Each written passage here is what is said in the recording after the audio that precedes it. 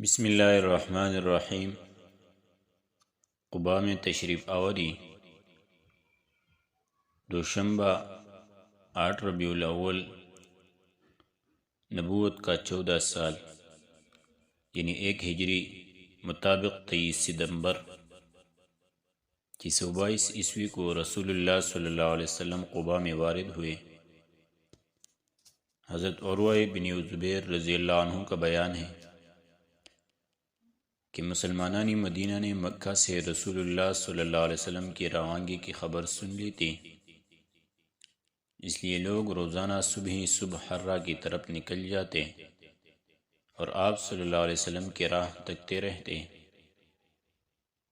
جب دوپہر کو دھوپ سخت ہو جاتی تو واپس چلے آتے۔ ایک روز طویل انتظار کے بعد لوگ اپنے اپنے گھروں کو پہنچ چکے تھے کہ ایک یہودی اپنی کسی ٹیلے پر کچھ دیکھنے کے لیے چڑھا۔ کیا دیکھتا ہے کہ رسول اللہ صلی اللہ علیہ وسلم اور آپ صلی اللہ علیہ وسلم کے رفقا سفید کپڑوں میں ملبوس، جن سے چاندنی چٹک رہی تھی، تشریف لا رہے ہیں۔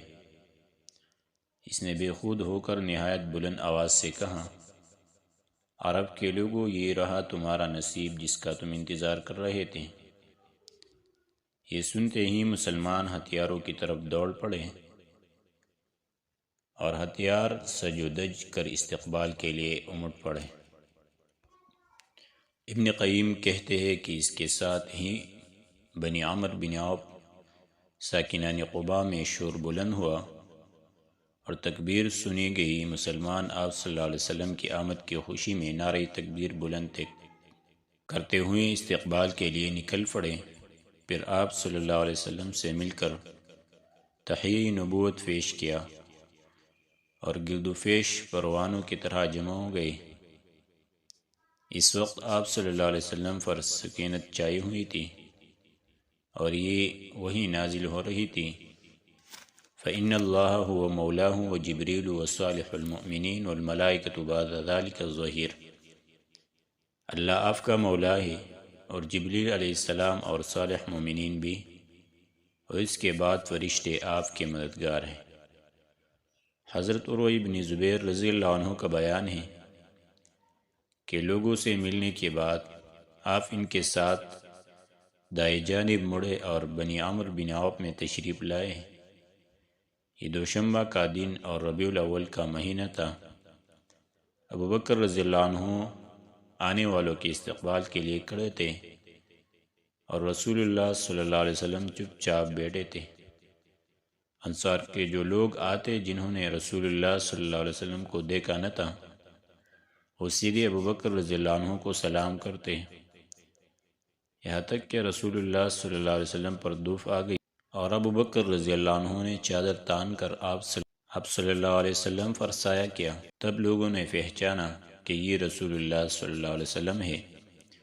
آپ صلی اللہ علیہ وسلم کے استقبال اور دیدار کے لیے سارا مدینہ امٹ پڑا تھا۔ یہ ایک تاریخی دن تھا جس کی نظیر سرزمین مدینہ نے کبھی نہ دیکھی تھی۔ آج یہود نے بھی حقوق نبی کے اس بشارت کا مطلب دیکھ لیا تھا کہ اللہ جنوب سے اور وہ جو قدوس سے، وہی فاران سے آئے۔ رسول اللہ صلی اللہ علیہ وسلم نے قباء میں کلثوم بن ہدم اور کہا جاتا ہے کہ سعد بن خیثمہ کے مکان میں قیام فرمایا۔ پہلا قول زیادہ قوی ہے۔ ادھر حضرت علی بن ابی طالب رضی اللہ عنہ نے مکہ میں 3 روز ٹھہر کر لوگوں کو جو امانت رسول اللہ صلی اللہ علیہ وسلم کے پاس تھی انہیں ادا کر کے پیدل ہی مدینہ کا رخ کیا اور قباء میں رسول اللہ صلی اللہ علیہ وسلم سے آ ملے اور کلثوم بن ہدم کے یہاں قیام فرمائے۔ رسول اللہ صلی اللہ علیہ وسلم نے قباء میں کل 4 دن دوشنبہ، منگل، بدھ، جمعرات یا 10 سے زیادہ دن یا فوج اور روانگی کے علاوہ 24 دن قیام فرمایا اور اسی دوران مسجد قباء کی بنیاد رکھی اور اس میں نماز بھی پڑھی۔ یہ آپ صلی اللہ علیہ وسلم کی نبوت کے بعد پہلی مسجد ہے جس کی بنیاد تقویٰ پر رکھی گئی۔ 5ویں دن یا 12ویں دن یا 26ویں دن جمعہ کو آپ صلی اللہ علیہ وسلم حکم الہی کے مطابق سوار ہوئے ابو بکر رضی اللہ عنہ آپ صلی اللہ علیہ وسلم کے ردیف تھے۔ آپ نے بنو نجار کو، جو آپ صلی اللہ علیہ وسلم کے ماموں کا قبیلہ تھا، اطلاع بھیج دی تھی، چنانچہ وہ تلوار حمائل کے حاضر تھے۔ آپ صلی اللہ علیہ وسلم نے ان کی معیت میں مدینہ کا رخ کیا۔ بنو سالم بن عوف کی آبادی میں پہنچے تو جمعہ کا وقت آ گیا۔ آپ نے بطنی وادی میں اس مقام پر جمعہ پڑھا جہاں اب مسجد ہے۔ کل 100 آدمی تھے۔ جمعہ کے بعد نبی صلی اللہ علیہ وسلم مدینہ تشریف لے گئے، اور اسی دن سے اس شہر کا نام یثرب کے بجائے مدینہ الرسول، شہر رسول صلی اللہ علیہ وسلم پڑ گیا، جسے مختصراً مدینہ کہا جاتا ہے۔ یہ نہایت تابناک تاریخی دن تھا۔ گلی کوچے تقدیس و تحمید کے کلمات سے گونج رہے تھے، اور انصار کی بچیاں خوشی و مسرت سے ان اشعار کے نغمے بکھیر رہی تھی۔ اشرق البدر علینا من ثنیات الوداع، وجب الشکر علینا ما دعا للہ داعی، ایہا المبعوث فینا جئت بالامر المطاع۔ ان پہاڑوں سے جو ہے سوئے جنوب 14 کا چاند ہے ہم پر چڑھا، کیسا عمدہ دین اور تعلیم ہے، شکر واجب ہے ہمیں اللہ کا، ہے اطاعت فرض تیرے حکم کی، بھیجنے والا ہے تیرا کبریہ۔ انصار اگرچہ بڑے دولت مند نہ تھے، لیکن ہر ایک کے یہی آرزو تھی کہ رسول اللہ صلی اللہ علیہ وسلم اس کے یہاں قیام فرمائے۔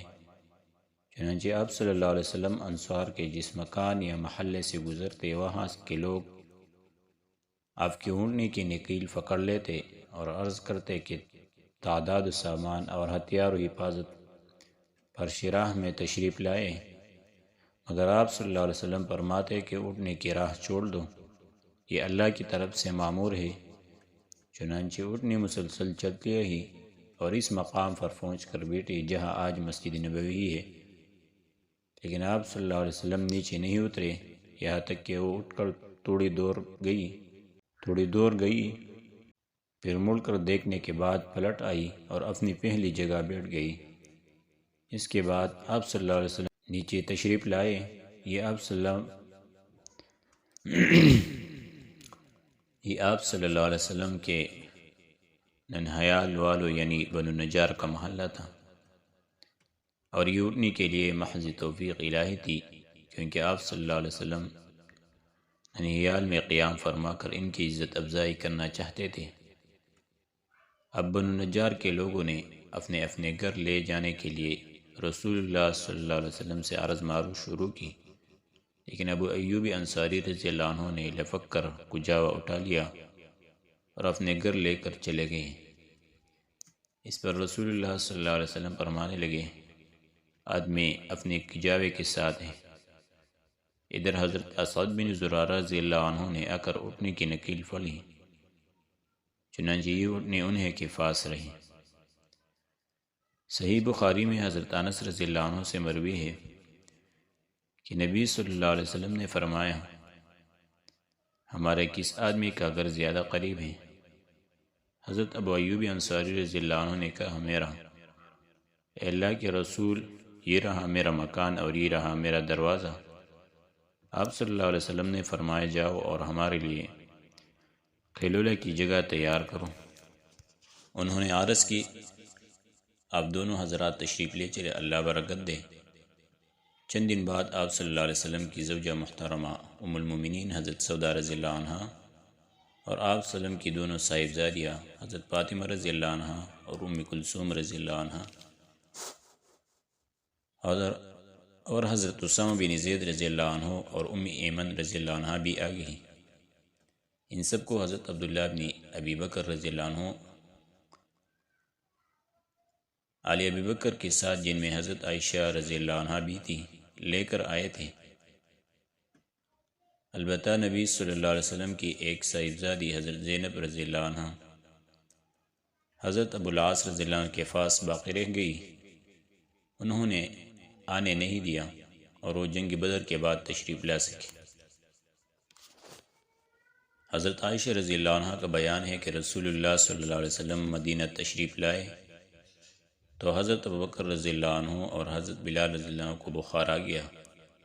میں نے ان کی خدمت میں حاضر ہو کر دریافت کیا کہ ابا جان آپ کا کیا حال ہے، اور اے بلال آپ کا کیا حال ہے؟ وہ فرماتے ہیں کہ جب حضرت ابوبکر رضی اللہ عنہ کو بخار آتا تو یہ شعر پڑھتے ہیں: کل امرئ مسبح فی اہلہ والموت ادنی من شراک نعلہ۔ ہر آدمی سے اس کے اہل کے اندر صبح خیر کہا جاتا ہے، حالانکہ موت اس کے جوتے کے تسمے سے بھی زیادہ قریب ہے۔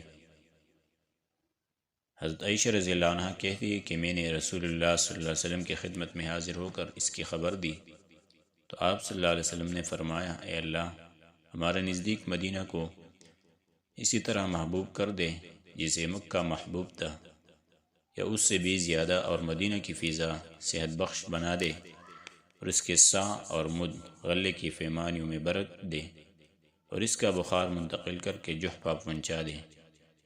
اللہ نے آپ صلی اللہ علیہ وسلم کی دعا سن لی اور حالات بدل گئے، یہاں تک حیات طیبہ کی ایک قسم اور اسلامی دعوت کا ایک دور یعنی مکی دور پورا ہو گیا۔ انشاءاللہ اگلے دروس میں مدنی زندگی کا دور ذکر کریں گے۔